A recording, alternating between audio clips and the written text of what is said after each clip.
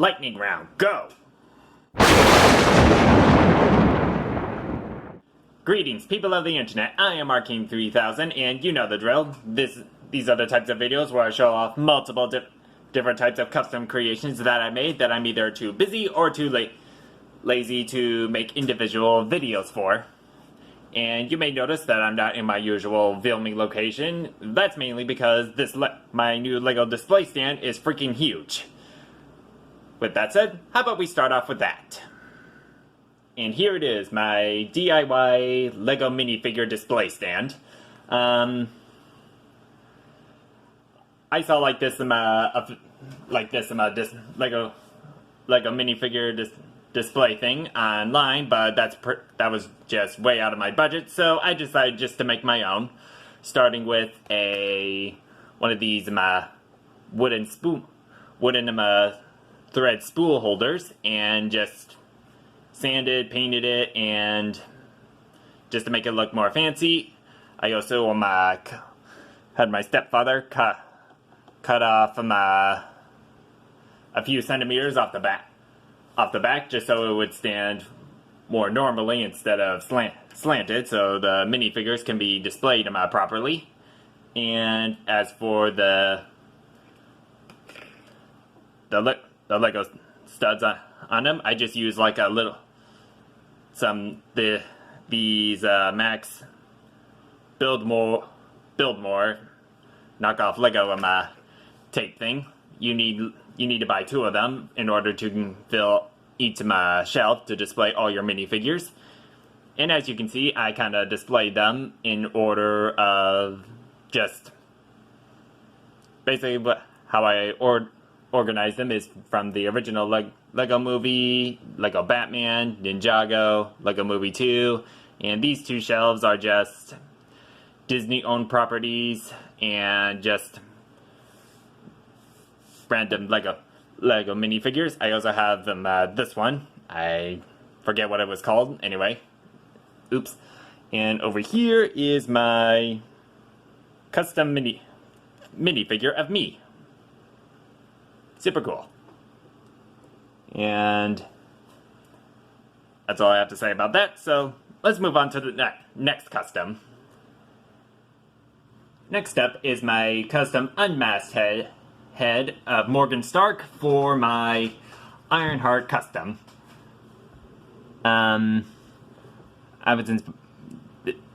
you all know, I made this MCU style Ironheart custom a while back that was inspired by someone's fan art from DeviantArt, and I wanted a head sculpt to show that this is Morgan Stark and not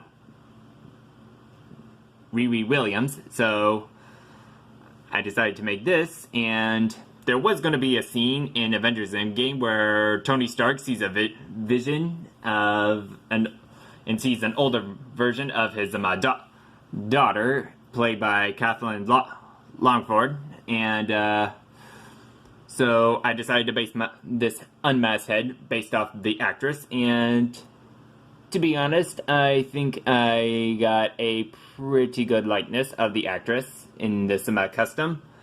What I used for this head sculpt is I used the hair from a Civil War Scarlet Witch figure, and the head itself came from a Brie Larson Captain Marvel figure. It was one of the only heads that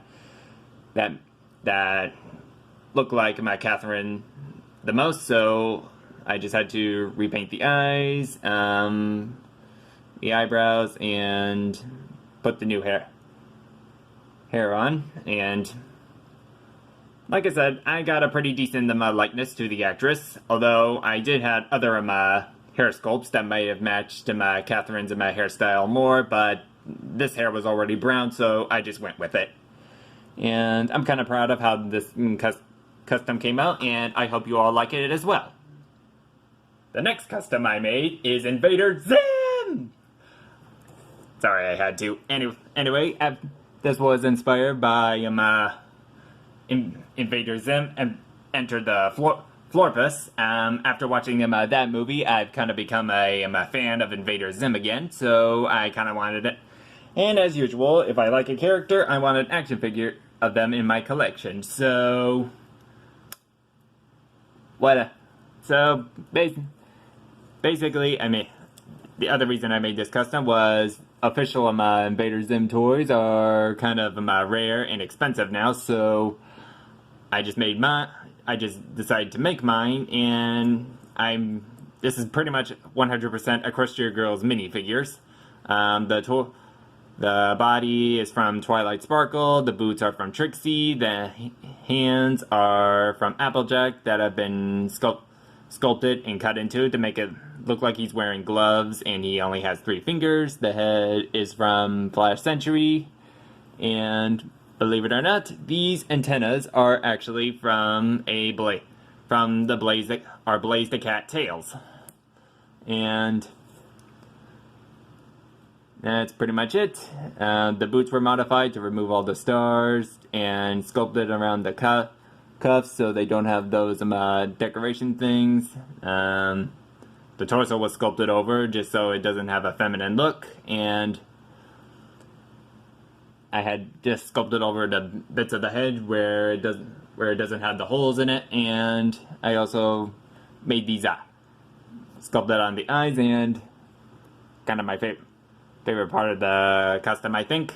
Originally, I only did, when I made this, I painted this custom, there was no line separating between the eyelids and the eyes, and there weren't those pink dots. Here's a picture of what it looked like before I repainted it to look like this. And I also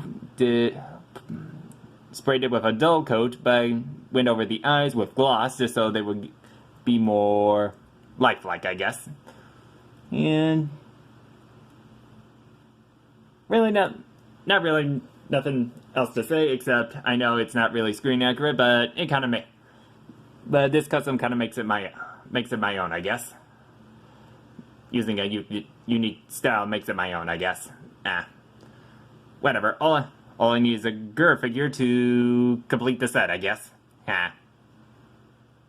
And last, but certainly not least, here is a custom of my dentist. Funny story, actually. My stepfather asked me if I could make a custom action figure of him for his birthday, so I thought, sure, why not?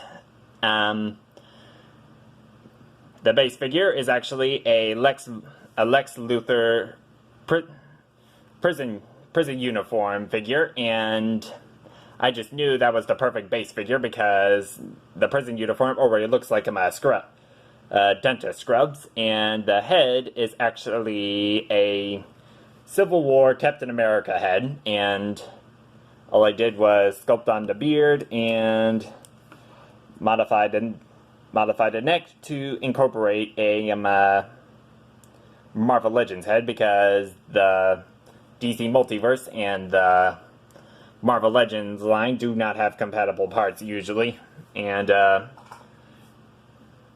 think I got a pretty good likeness to my dentist in this figure. Although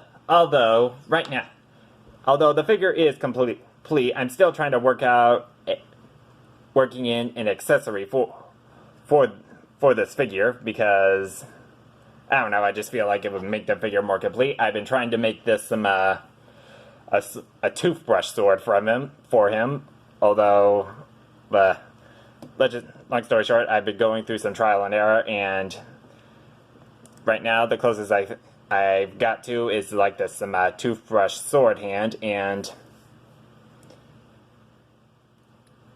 I don't know. I'll work on the I'm still working on the accessory part, although the custom is complete and is perfect in almost every way, so I consider this a win. And those are my custom creations. If you liked them and this video, please like, comment, share, and subscribe if you wish to see more content from me, and be sure to hit that bell icon to get notified for future videos. Thank you all for watching.